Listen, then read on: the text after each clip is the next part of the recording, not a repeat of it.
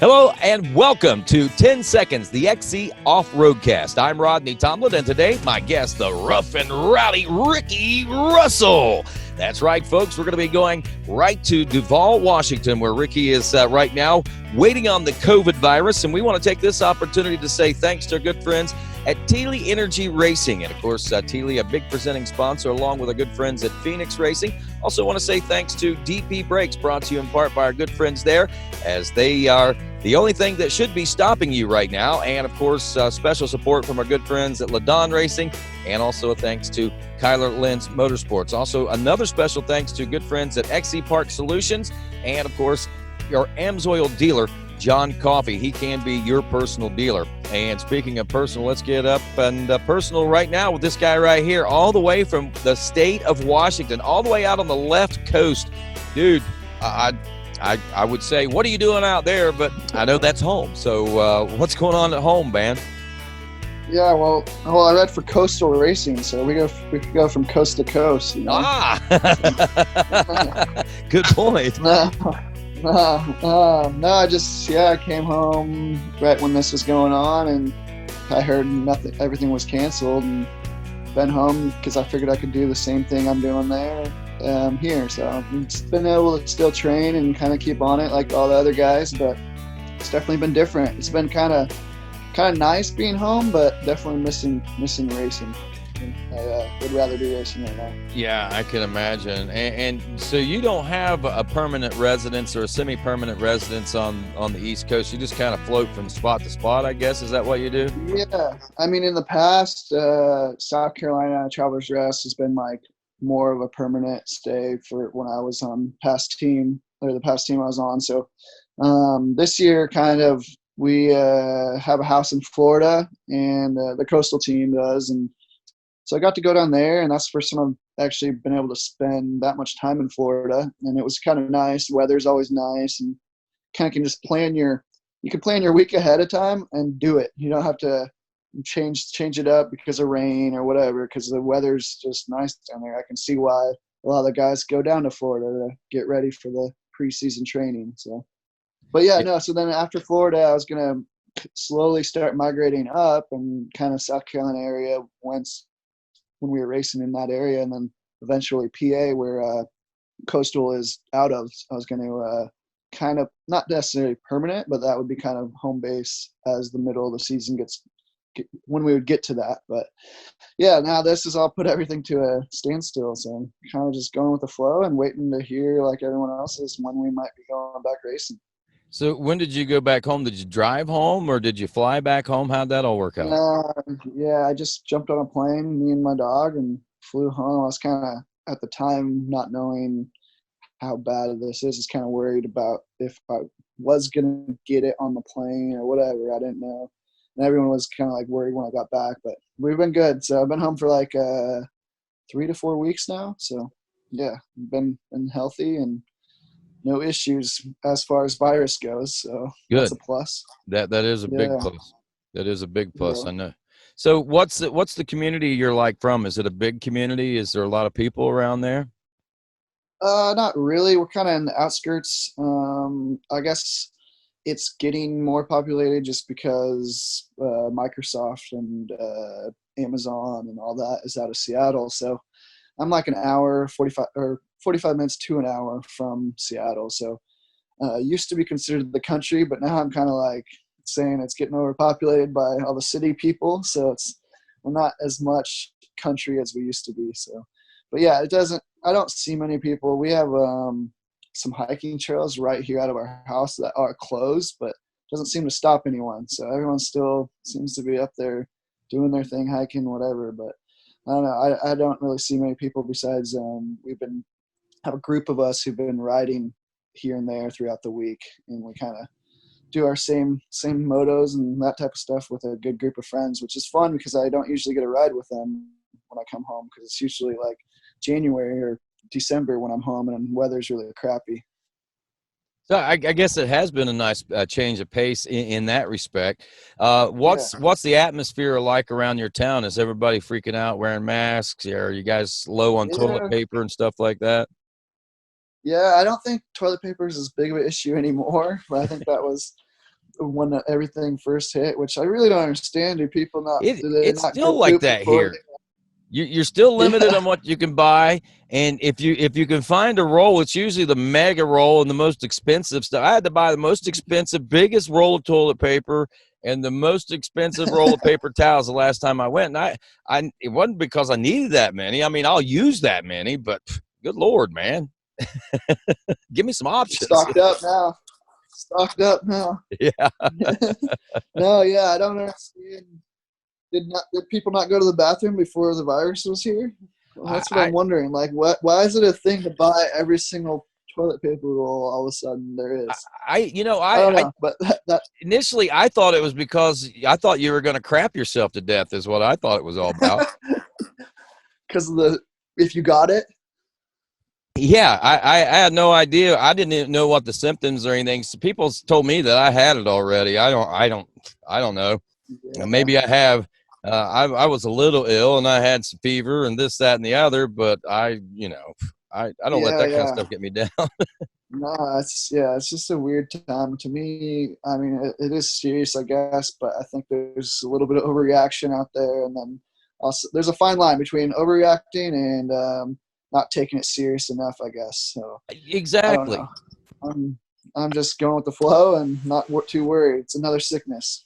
There you go. And you look at these numbers and you compare them to other numbers. You compare them to what's going on. I realize it's a pandemic and it's spreading fast. And, but I mean, when you look at the other diseases and the other numbers in relation to the diseases that are going on and the viruses and illnesses, you're all of a sudden saying, wait a minute, they're Yeah, making a lot bigger deal out of yeah, this.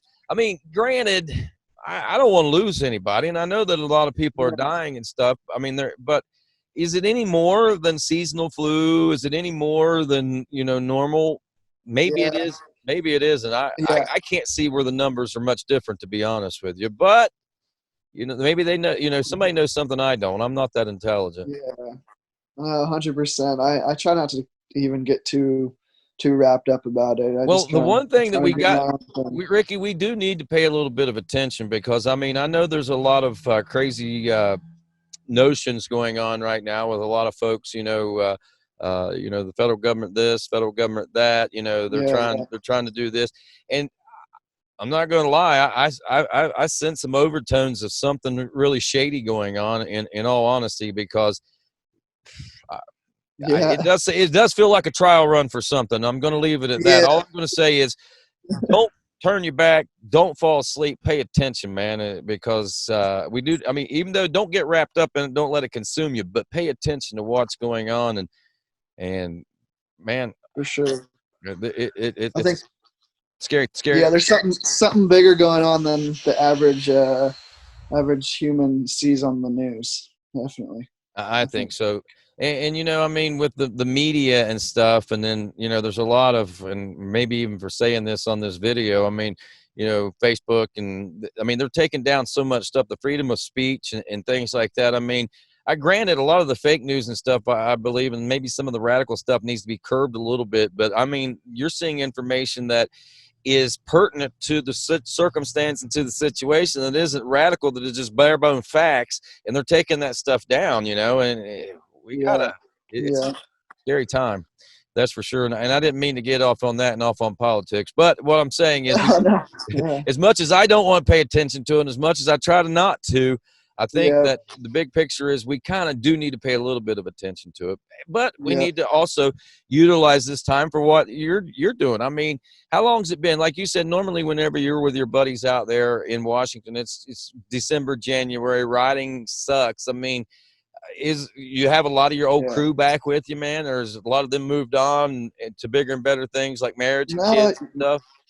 yeah, yeah. People are growing up for sure. I'm still just going along with my racing career, so I'm kind of growing up, but not no kids or anything here. But yeah, I got friends getting married, and we just had a little.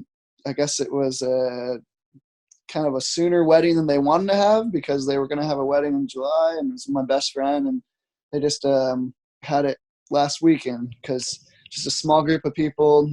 Everyone pulled up and parked, like they had spots for cars to park, and no one could get like within a certain amount of feet of everyone. It was different. It was something I've never experienced. But yeah, so friends and everyone are getting on with life still, and we got a group of people that I don't usually get a ride with that much because, just like I said, weather's not that awesome. And it's been cool coming home and riding with old friends, and just kind of like good old times, really.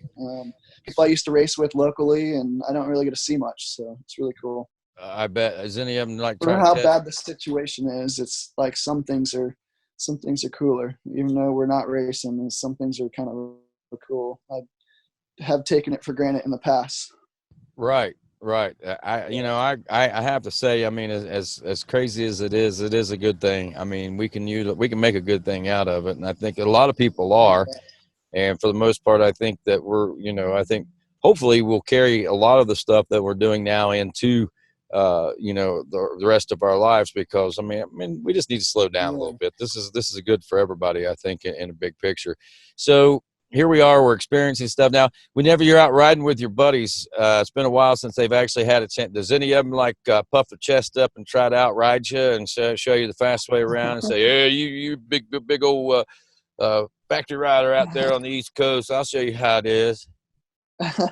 No, not too much. We all have respect for everyone, and yeah, I mean, it's good. I still have some of my friends are still ripping, so it's cool, and they still win local pro stuff. So yeah, they're no slouch, but it's good because it still pushes me a little bit. But no one's talking too much crap. Only a little bit of cockiness here and there, just messing with each other, but that's about it.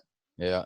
Hey, man, I tell you what, we got a lot of great stuff to talk about. I know things are real good at home right now, chilling and relaxing, and in your little man cave, your little personal man cave there. Yeah. Gotta love It's that. me and the dogs right now. Oh, wow. Yeah, they're chilling, aren't they? The big one's in the little bed, and the little one's on the couch. Which one's the bigger baby? They're both big babies, really. Well, this one's my girlfriend's dog, the Chihuahua, and Lexi you've seen at the races. She goes everywhere with me, but yeah, they're both kind of chickens. That's awesome. So the other one stay home there in Washington then? Yeah, the Chihuahua stays with the girlfriend. They came last year and lived with me in South Carolina, but this year they're just staying here in Washington and gonna come visit more. That's the plan, at least. But right now I'm doing the visiting. It's all working out. I tell you what the rest of the year holds, who knows, man. I mean, it's going to be balls to the wall. I mean, we're going to be full throttle. There's no doubt about it. I know that hopefully we can make up all the rounds and get the 13 rounds in and everything, and still have a full season. If not obviously, whether we do or whether we not, this season is certainly one for the history books, one that will certainly always baffle, I think, the minds and make you wonder. And I know one thing that a lot of folks are wondering, how'd you get to where you are right now? I know you've had some pretty good successes, and this year, starting out with the new team, things are going very well. I want to talk about how that all came together, how racing's going this year, where you're going, what's going on. We'll talk about a lot of stuff. We'll do that when 10 Seconds returns here with Ricky Russell on the XC Off-Road Cast.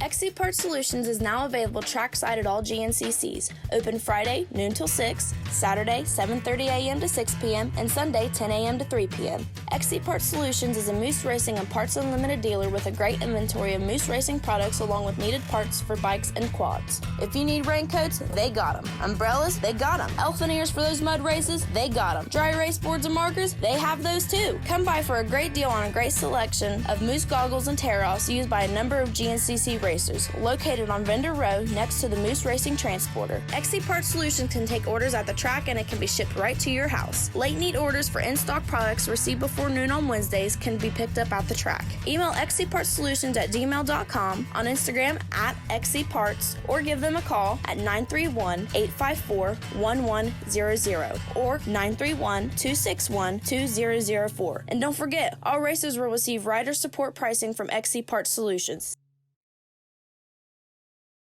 So you ready for snowshoe this weekend, Brandon? Oh, yeah. Are you? That's cool. Stop. Billy? It's supposed to be pretty nasty this weekend up on Snowshoe Mountain. Stop it, Billy! I'm pretty pumped. Put the brakes on! DP brakes.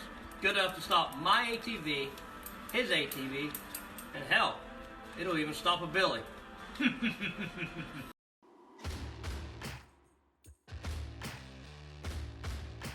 Did you know you can save up to 25% and receive free shipping on great AMSOIL products with their preferred customer program? AMSOIL also has special pricing arrangements and free shipping for commercial accounts such as trucking companies, loggers, landscapers, and businesses like yours. Or if you have a business and would like to begin selling AMSOIL products, you could qualify to participate in the AMSOIL retail account program. You could become an independent AMSOIL dealer and build and grow your own profitable businesses. For more information, call John Coffey, your full-service AMSOIL dealer, at 877-694-4763 and leave him a message. John Coffey and AMSOIL, your first call for synthetics. And welcome back to 10 Seconds, the XC Off-Road Cast. I'm Rodney Tomlin with the rough and rowdy one of Ricky Russell. And I guess the big question is, Ricky, you're such a soft-spoken, seem like a soft-hearted guy. How did you get the nickname Rough and Rowdy, man? I think you know better, more about that than me. I think it was Brown first race I ever came to. I was like, I signed up for XC1 and it was Florida, and I remember you saying he's rough or he's rowdy, and I was like, who the heck's he talking about? And then you said my name. I'm like, oh, I guess it's time to go to the line. But yeah, I don't know where that came from. I guess that just came off the tip of your mind, and now it's stuck.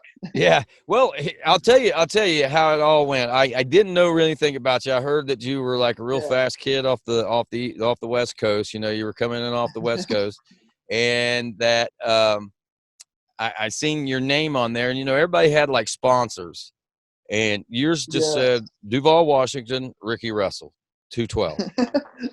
And I'm like, I got to come up with something, and I don't know where Rough and Rowdy came from. It must have been the energy that you were emitting or something from that first turn region or something like that. Well, I like it because I mean, as most people know me, it's kind of a little bit the opposite, but yeah.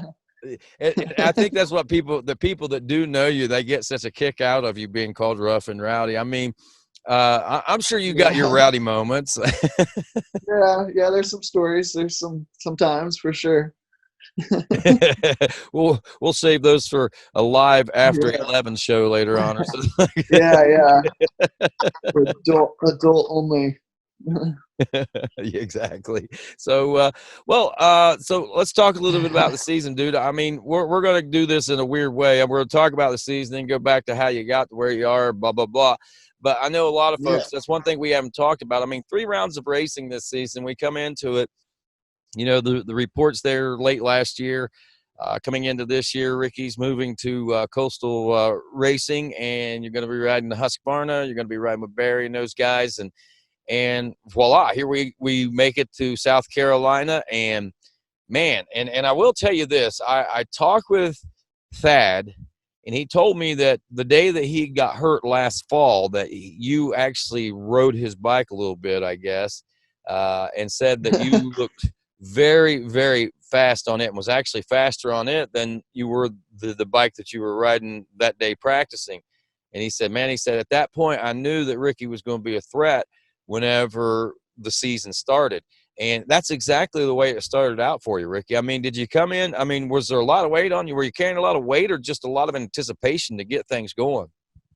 I think more just anticipation. The team's been really great, and not really, there isn't a lot of weight on me, really. It's been kind of, low pressure, it feels like, and Barry has been very helpful, and just like, I don't know, just it's been different for me than in the past, and just come into it on a new team and new bike. Obviously that takes some adjustments, but yeah, I'd been riding actually with Thad for a little over a month before the season, so we knew like we were pushing each other, and we knew we were going fast, and yeah, so we're coming in pretty prepared, and I think I was more prepared than normal preseason just because I was in Florida for a month and a half beforehand, and we were doing the work.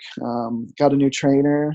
Tyler Rattray has been helping the team and a few other guys, and that's been really cool.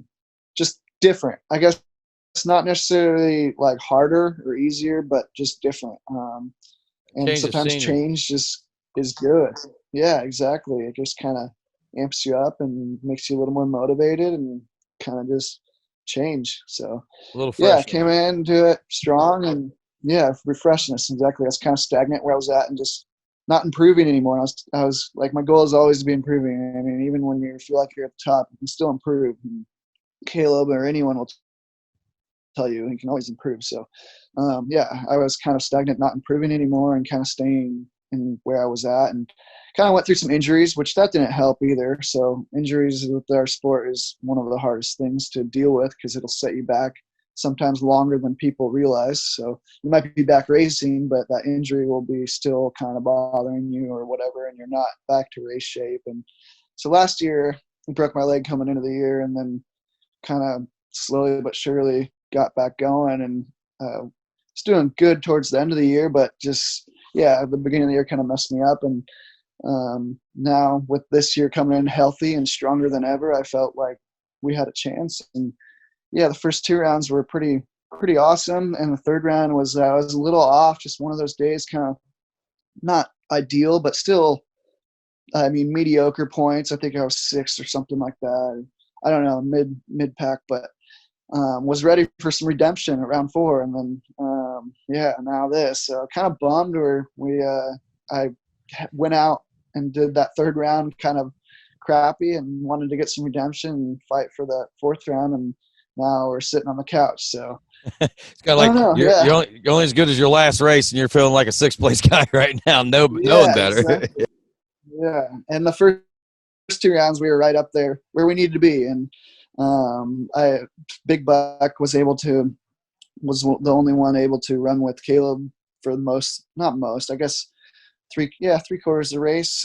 We pit early, and then he got a little gap on me when I pit, and then we stayed that same gap for a few laps, and I had a big get off 4 out of the 6 on the 4th of the 6th lap, and then the last 2 laps was just kind of right alone. But at least I was up there, the only one up there with him, and he's hard to ride with no matter what, just because he knows how to play the game. And when he did get that gap, he managed it, and that was part of it. And unfortunately, Thad was, I mean, with me training with him and kind of almost like teammates. We're on different teams, but both on Huskies, and was really bummed to see him drop out. And everyone was like, "Oh, his knee wasn't good, whatever." But I'd been riding with him for over a month and a half or so, and he'd been fine.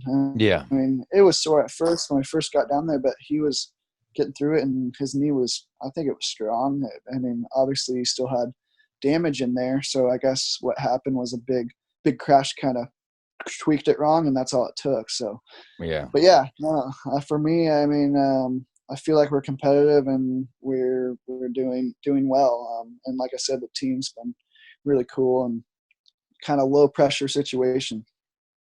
Yeah, you got to like the low pressure. Now, when you were riding with Randy and Ampro, did you feel any pressure over there? Was Randy a little more high pressure? I mean, no, I know he's a Yeah, boss, and you're not saying anything bad, but I mean, was there a little more no, pressure?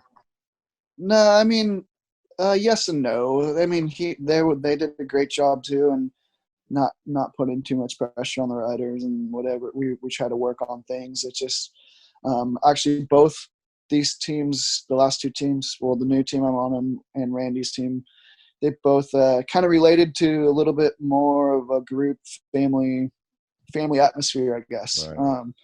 I think once maybe the KTM and Rockstar guys is a little more, I guess, not family oriented, more businessy, and Right. so yeah, there's probably a little more pressure up there with them guys. And I think where I've been, it's always been kind of a low pressure thing, and I don't know necessarily if I work better with pressure or without, but I think low pressure is good because I'd rather go, I guess, kill it when they're not expecting it than when they're saying, oh, you should be here, you're going to be here and whatever, and pushing you. And then if you're not bringing the results, then it's like, frick, what am I doing? Like, I don't know. So I think I like the low pressure atmosphere, and that's kind of where I've been, I guess, the last both teams. They kind of relate in that position. What about the knowledge that Barry Hawk wields, man? I mean, even though it's been a few years since he's actually raced, he knows the art of racing. And regardless of how much the speeds have changed, how much the science of the sport has changed, you still, and I think Caleb's figured it out and other guys figure it out on occasion, there's still a science and there is a method to winning, I guess. 100%. And yeah, Barry of all people knows what it takes. And he's no slouch on a bike still. He'll jump on a bike and still you'd be surprised. And you're like, what the heck?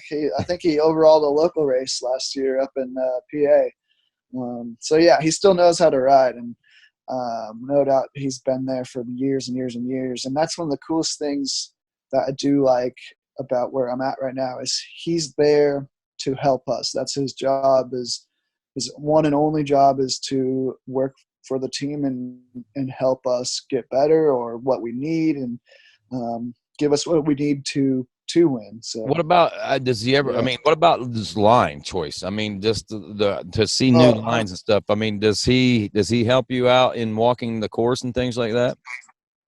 It's everything. I mean, he will lines like looking ahead, just every little thing that you can think of, he catches on to, and it's really cool because he's there to kind of. And like some things you're like, I don't feel like I'm doing that, but then you try it and you're like, wow, he was kind of right just from what he sees. So It's really cool.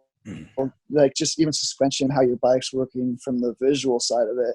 I know a lot is all feel like what we're feeling, but he can see and be like, well, try this. And we try it. And if it's better, then awesome. He noticed it. If it's not, then, well, we tried it. So that's his biggest thing is trying things to make it better because now, either way, you're a step forward.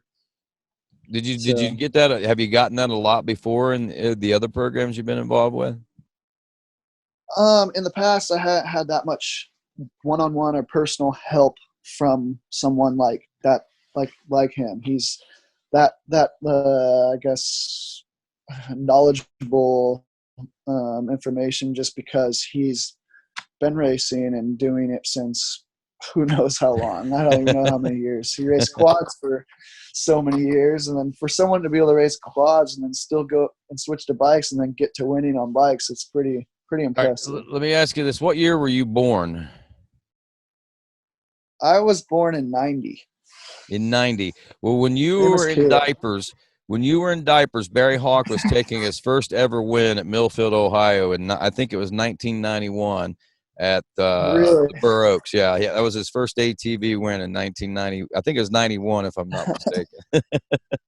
Gosh, yeah, no, exactly. Like I said, he's been around for a long time, so you kind of know he's got a lot of knowledge. And it's very helpful because he's moving it or giving it to us. So every little thing, like I said, between line choice or bike setup's the biggest for our type of racing. You got 3 hours, you got to get a bike set up where you're comfortable, and so. Yeah, no, it's been very cool.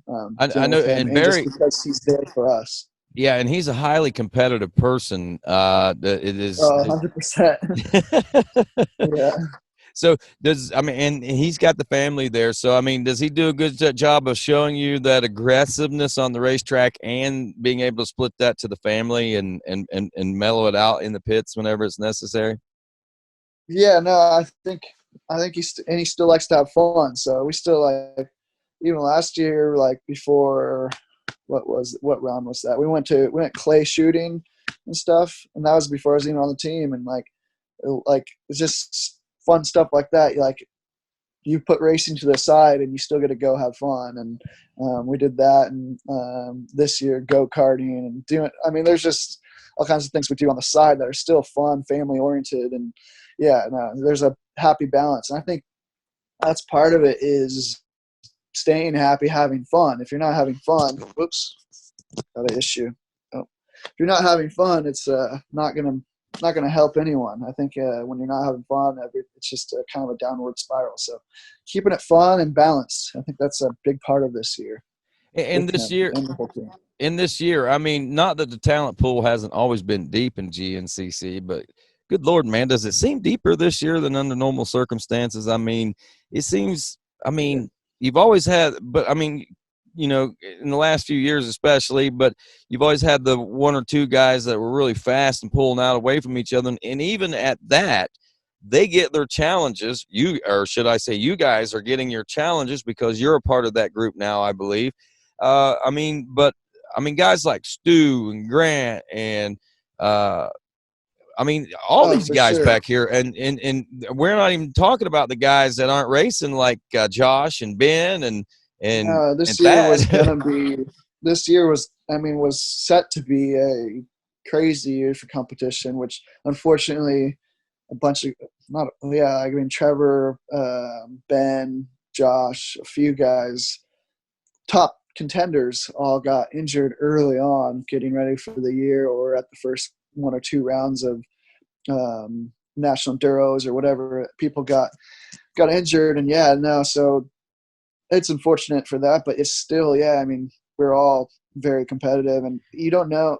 From Caleb's obviously going to always be up there. He's got it figured out, and he's a top guy, and there's a reason he's 6-time champion, and he's got a really good race science figured out. And from there on, though, it's a battle from, not necessarily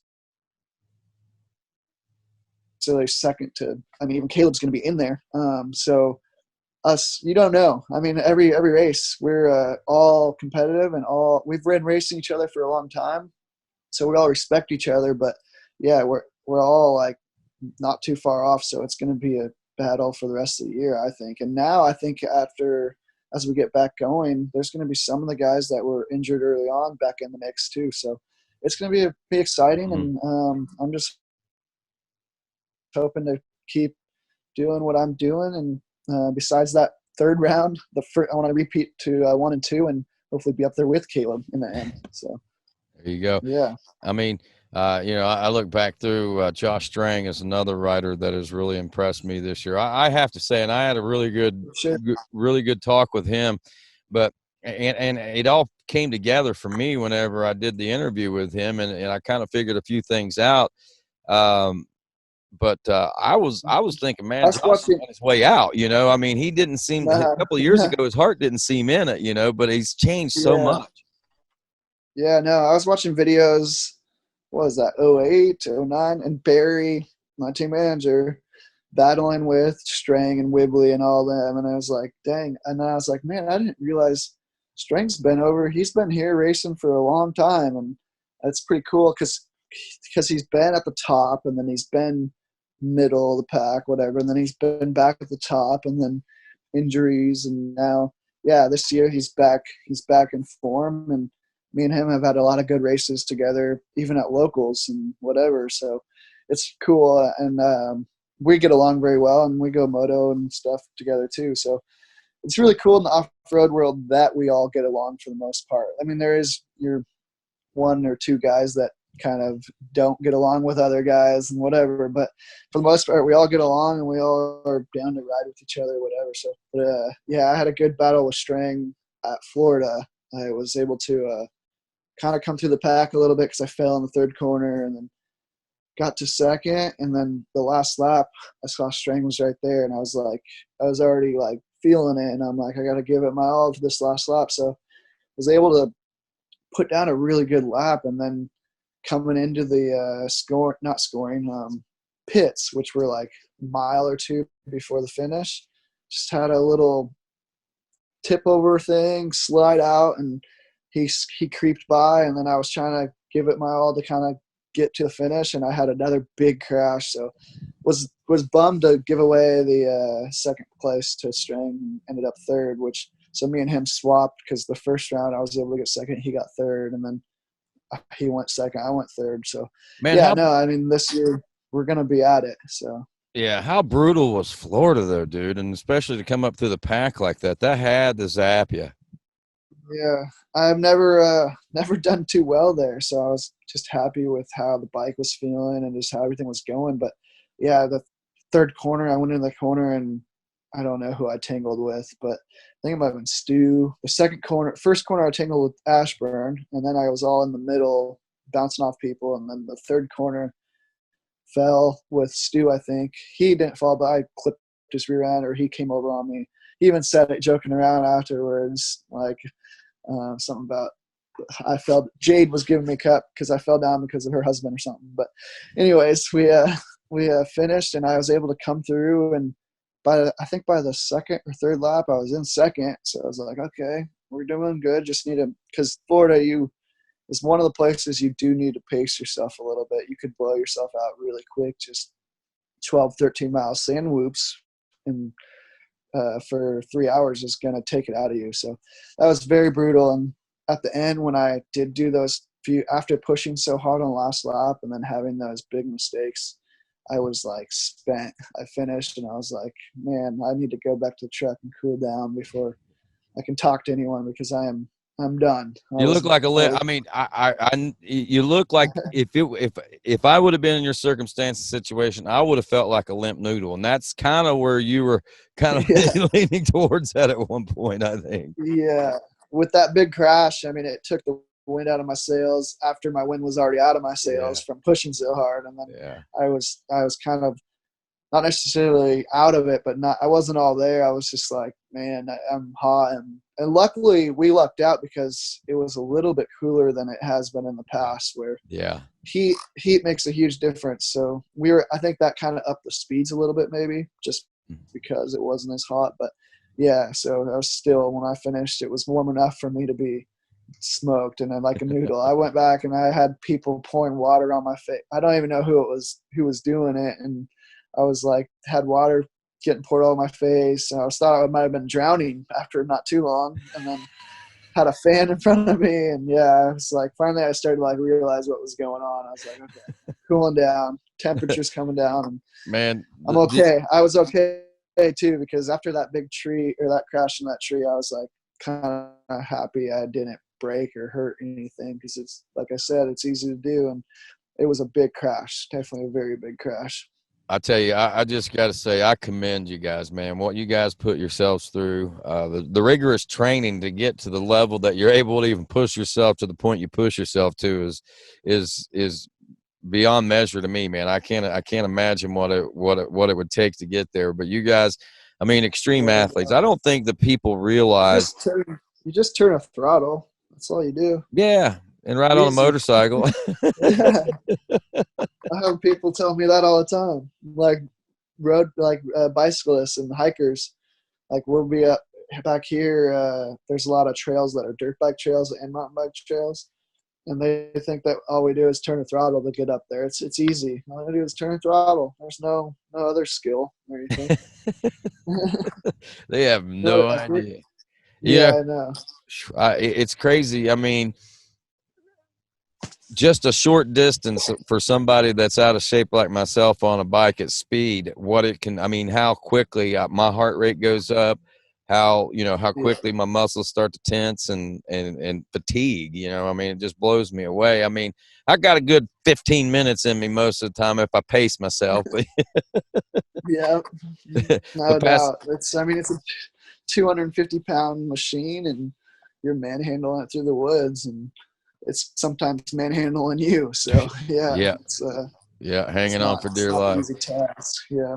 Well, we were talking about Josh there a few minutes ago, and it's really neat. Both of you guys have got an interesting story. Josh is obviously a little different. He came through the ranks with, got the help with Factory Suzuki, like basically right off the bat. And I'm thinking, if I'm not mistaken, that was around 14 years ago, I think, whenever we were talking, that he said he's counted back, I think, that many years that he's been racing over here and in the pro class and so forth. So, but I mean, and like you said, I mean, the road that he's traveled, I mean, he's been at the top, and he actually started at the top, went down, went back up. I mean, he's gone the full gamut, and he's back on top again, and he's earned every right that I think that he's got. Not that he didn't before, but I think now, I think it's more satisfying and gratifying for him if you talk to him.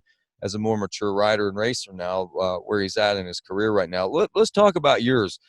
Yours wasn't nearly as glorified, I don't think, on your way over. You had a lot of struggles of your own. You had to do a lot, if I'm not mistaken, on your own in those initial couple of years, right?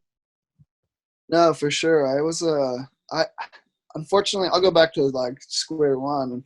Unfortunately, I didn't start racing until I was like, I want to say 16 or 17.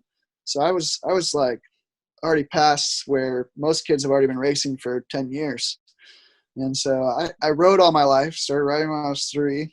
And that's what we did. Me and my family went camping for weekends and went riding in the mountains and whatever in Washington.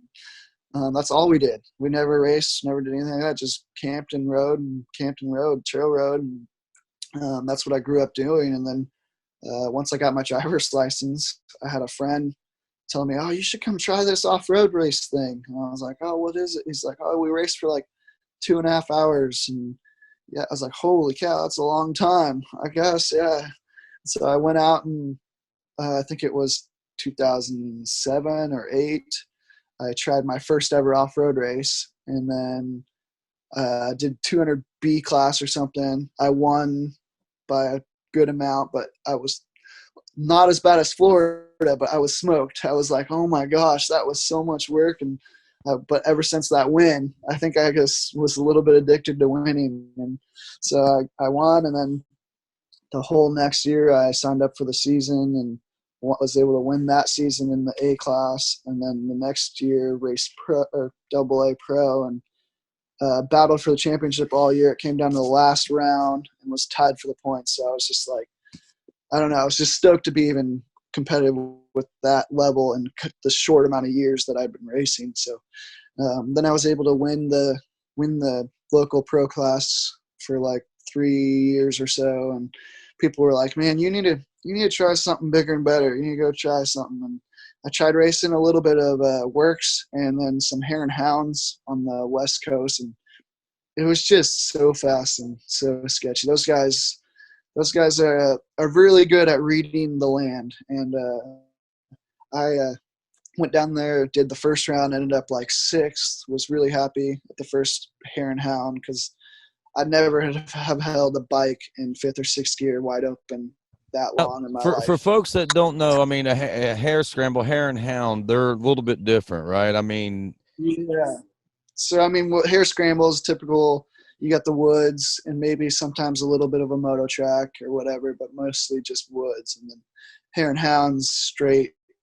I mean, it's usually around 80 to 100 miles of straight desert. So you don't know the track. You're following arrows and caution signs where to slow down and trying to read the land pretty much going as fast as you can through the desert. There's no woods. So that was what kind of I wanted to go race in the woods. And so after my second round of Hare and Hounds, I ended up in the ICU for like 2 to 3 weeks. I had a lacerated spleen and they had to cut my whole stomach open. It was a big mess. And from then on, I was like, man, I'm not into this desert stuff anymore. And I never really was. I just was trying to do something at a national caliber, and there wasn't too much on this side of the country at the time. So finally I healed up from my spleen and was like, I want to go race in the woods. I'm just going to give this GNCC thing a try. So bought a little moto van, loaded up, and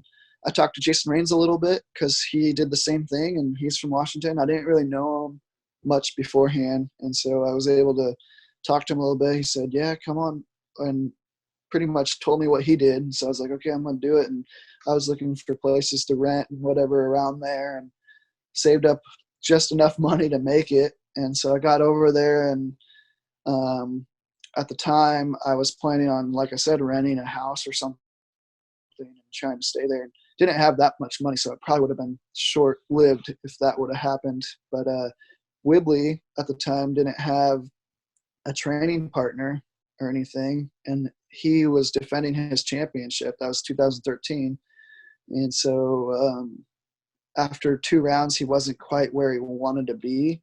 So Randy made a deal with me to give me a practice bike if I pretty much was Paul's training, yeah, I guess just partner, like pretty much his little, not necessarily bitch, but yeah, kind of his, you do this, I'll do, or I'm doing this and you're going to do it with me. So, and it was good because I was like, that's what I'm here to do. And so and he wanted someone to try to push him. So it kind of brought me up really quick and was kind of a rude awakening because at the time I never trained in my life. I didn't even know what that was.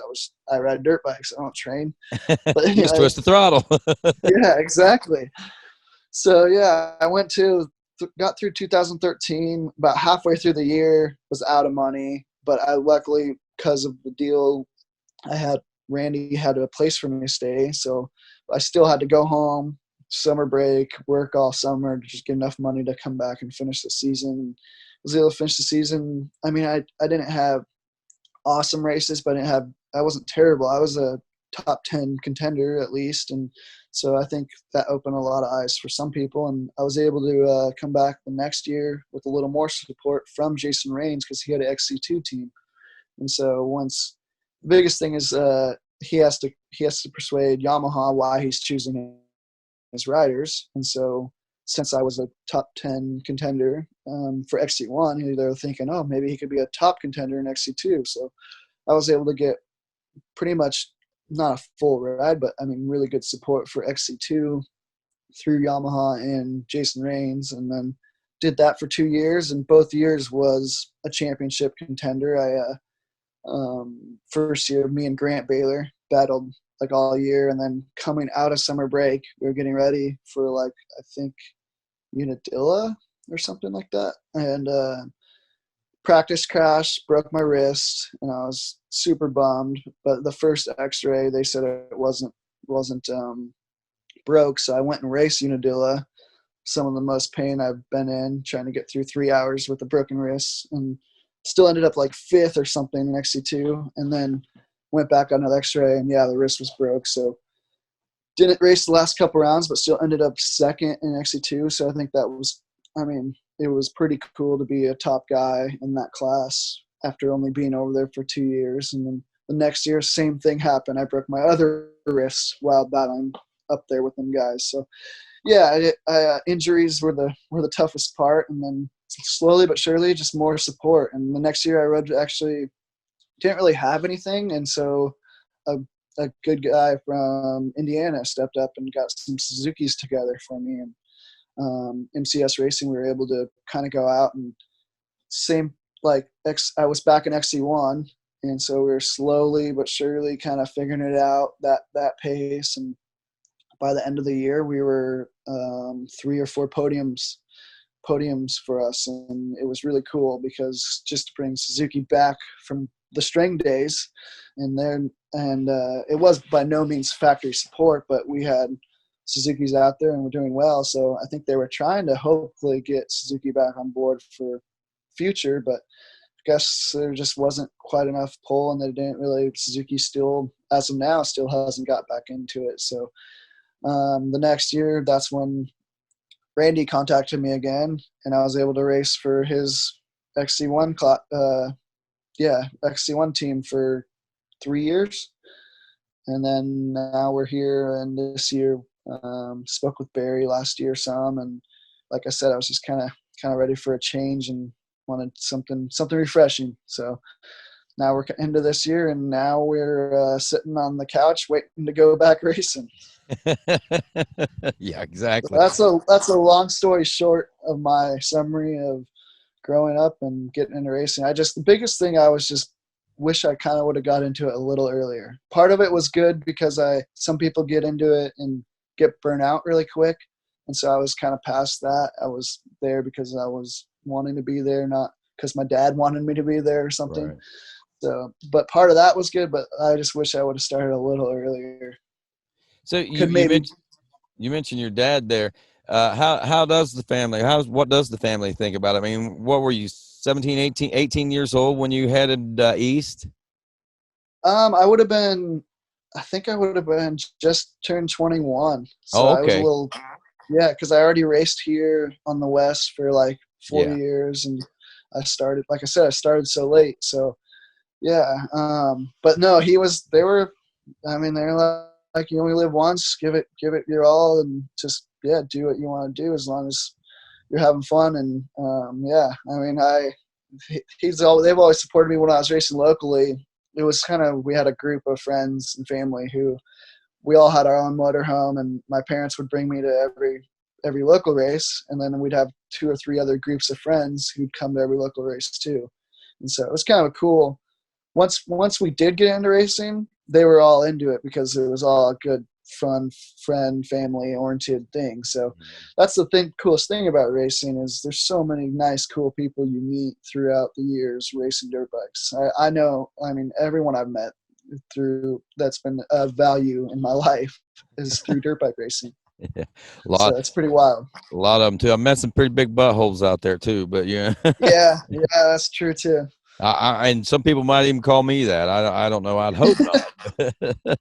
I have my moments though sometimes, but no, that's great that you get that kind of support and everything. I mean, I think it's neat that it almost feels like it just kind of fell into place, something natural, just a natural progression for you. I mean, it was like it was supposed to happen. Yeah, I mean, it was just baby steps, and slowly but surely had more support. And I mean, this racing is very results oriented, and so if you're not getting results, people aren't really looking at you. So if you have something they see speed wise, or just a few select good events where you're like, whoa, that guy does have speed, he could be up there with them guys. And then, I mean, you're opening people's eyes. And I was slowly but surely able to improve. And just that's why I was saying earlier, I just always want to be improving because I've learned so much over the years. And if only I would have started maybe 2 years sooner, I could be even that much better right now, maybe on Caleb's level. So you're what, 29, 30 years old right now? I am 29. So yeah, getting old man.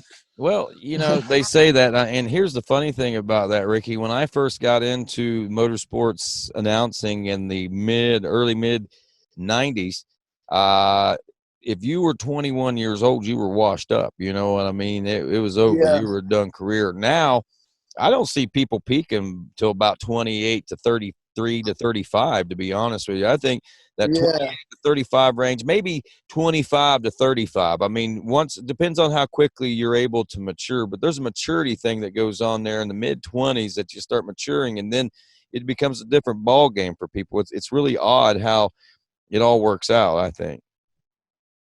For sure. No, I mean, Caleb's 30, Strang's I think he's 32 or 3 or something like that. And look at him, he's still a top guy. And I see Thad's like 30. Yeah, Thad's 30 or 31. Whibley won his last championship. I think he was 33 or something like that. So that was 2012. Yeah. I think, yeah. So he was in his 30s. So I mean, off road's a little bit different than moto, unless you're Chad Reed or Brayton or someone like that. But I mean, for the most part, like you said, your peak mid. And even that's changed a lot. I think even the moto supercross world has changed a lot because I don't think now. I think about 21. I think that's when people really ought to be turning pro. I don't think they should be pro really much before that because I don't know that they're mature enough. Some guys are fast enough, but I mean, look at Adam Cianciarulo, and I've talked to a lot of people about this, and I'm probably not the only one of this mindset and this opinion, but I was out at Budds Creek and I was doing an interview with those guys, and I remember thinking, wow, Adam, he's such a big, lanky kid. And when he moved to the class at like 16 years old, he was such a small frame kid, a little boy is what he was, and I think what happened to him was he just grew so fast that his body couldn't stay coordinated with the goofiness of his body, and then being on the machines, he would crash, and he just compounded injury. But look at him now. I maybe had a couple, but I mean, the beginning of last year, I mean, when he hit that 450, you see that's where Adam Cianciarulo needs to be. And, he's matured into that point right now. It took him a while to get there, even being the prodigy that he was. So, That's my point, I guess. I think maturity No, for sure. No. goes a long Yeah, way. no, exactly. Yeah. A lot of kids they're already set full support before they even know what money is. They're like already getting paid more than a lot of what off-road guys are getting paid. But yeah, and they're just like not nearly mature enough to be where they're at in life. And yeah, it's crazy because they go out there and they're fast, good riders, no doubt. But I think, like you said, just not mature and don't use their head quite as much yet until they grow up. And that's what I like, and I'm going to say that's what I like about the shift that we're seeing in the off-road world. And I like this XC3. I think it ought to be a pattern. I think everybody ought to start out on the 125. Maybe a weight restriction might be, you might have something in there, obviously an age restriction, but Yeah. that 125, get just a premier class, and then to the XC2, and then to the XC1. And then by the time you reach the XC1, you should be in your early to mid-20s by that time. And you should be mature enough to be able to face the challenges that the XC1 class are going to bring, I believe. No, I think that's a good idea for sure. I like the XC3. I think it's really cool seeing that come back, and not enough people I think are taking advantage of it because it is a premier class, and it's I mean you got XC1, XC2, XC3, and so yeah, it's cool to see like my old team manager Jason Rains out there busting up a little with the kids on the 125. Yeah, Yeah. I just so love the I don't sound know. of it. I mean, Cool it's kind of class for sure. nostalgic in a way. And I don't know. I just like it because it's not too much power. It gives you a chance to learn, I think, on at a different level without too much to have to contend with, bike size, weight, Yeah. and different things like that. I mean, the intensity, because it's the intensity level is, I think, what raises so much from the A class to the XC classes, that the premier classes at that point. No doubt. Yeah, for sure. So, all right, we've talked, I think, about everything. Is there anything else that you can think of that we haven't talked about? Not too much. No, yeah, I think we covered the bases of pretty much how I got over here and started my career, and yeah, hopefully we can do it till our mid-30s or whatever, and see how long we're enjoying it. As long as I have support, I'll be racing dirt bikes. Awesome. And so that's basically the plan. I mean, what there is two other questions I do have. What is the job? You said I went back home and had to work the summer to make enough money to make it. What was the kind of work that you did?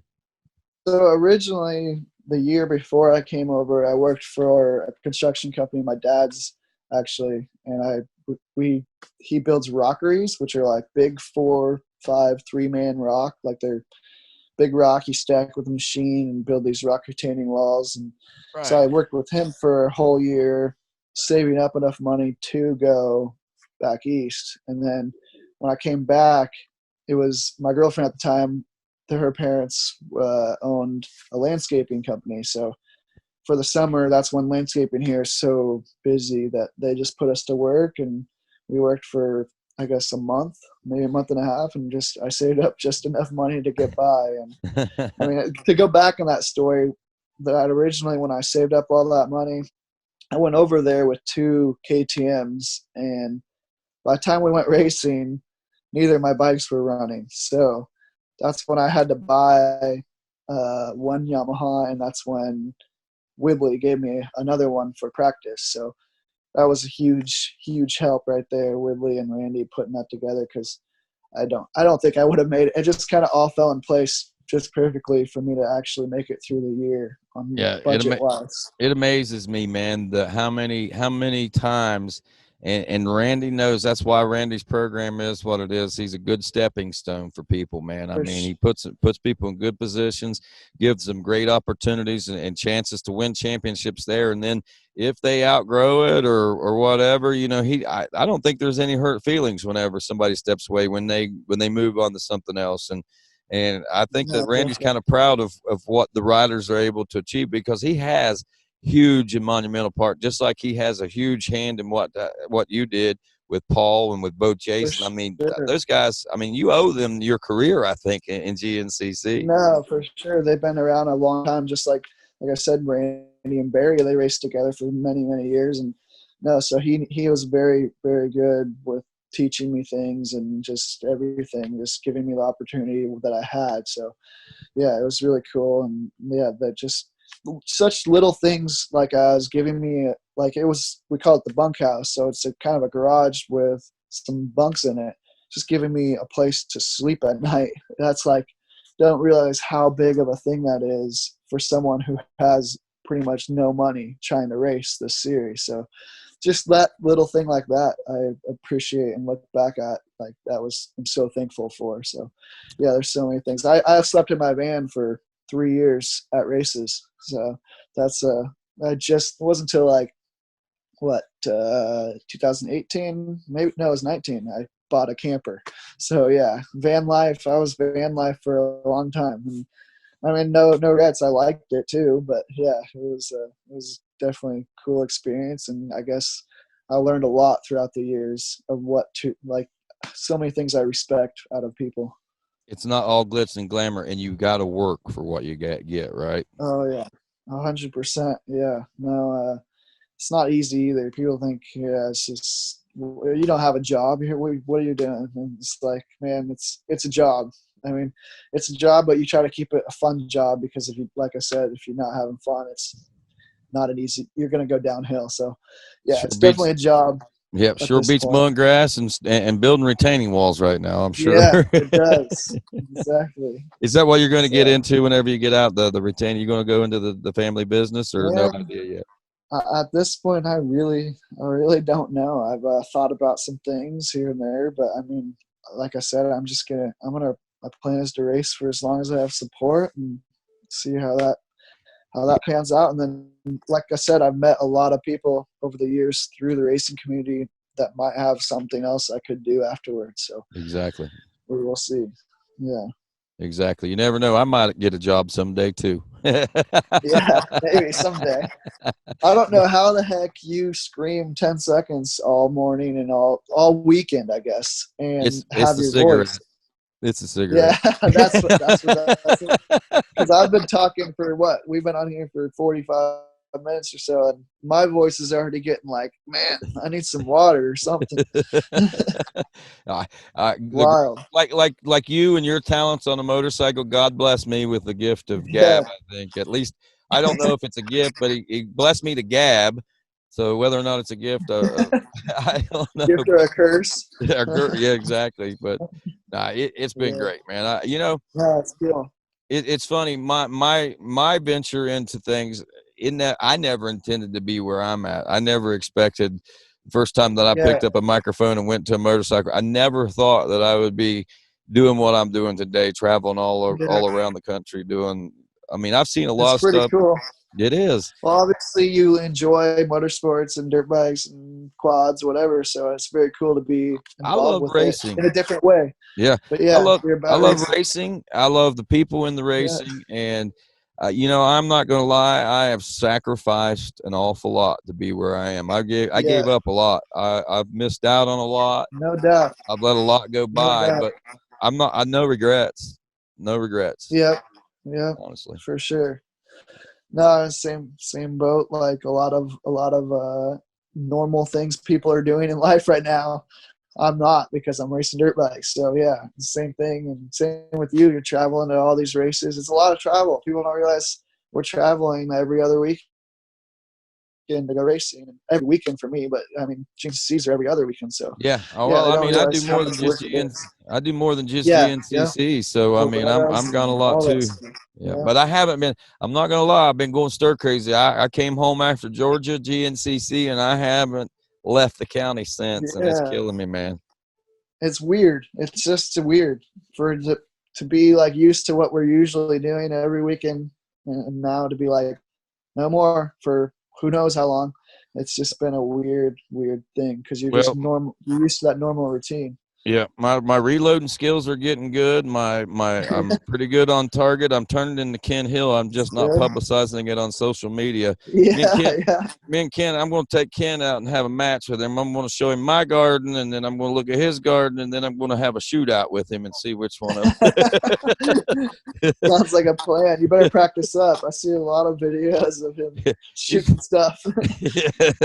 he's yeah. Ken's the guy I want on my side whenever shit goes down, man. I mean, that's I'm moving over that way, heading that way. Either that or I'm going to try to coax him over this. I got better farm ground over here, Ken. Come my way. But he's got better cover over in the mountains of West Virginia. I don't know. It's a happy medium, I guess. We'll figure something out. Ricky, I'm going to let you go, buddy. But if there's anything else that you can think of, man, please share it with us right now. No, I think you covered it all. But, yeah, thanks for having me on. I just think we got to work together and get through this weird time. And I think everything will, once we do get back going, it's going to be wide open. So we'll see. We will see. Wide open, no regrets, man. The coronavirus, the COVID-19, get out of here, man. We're ready to go back to racing. Hopefully we'll be back in May, if not May, in June, and we'll be back at it. That's not too far around the corner. Yep. It's going by faster than we think. So everything always does. We'll look back at this and be like, oh, remember that time when we had half the season, we're going to wait around and then finish racing? Yeah, it'll be before long. Here's what's going to happen is everything. I'm going to try to get all this stuff done, and then we're going to get an announcement where we get to go back to racing. I'm going to have all these plans. I'm going to try to do everything, and then it's going to be like, I'm not ready for the season to start back up yet. I still got a bunch of stuff to do. Anyway. I'm looking forward to that. Looking forward to everything and getting back to normal. And Ricky, it's good talking to you. Man, enjoy yourself. You too. Thanks for your time. Hey, anytime, and I'm sure we'll catch up again here real soon. So take care of yourself. Hey, that's Ricky Russell on one side of me here. I'm Rodney Tomlin. This is 10 Seconds, the Quarantine Files.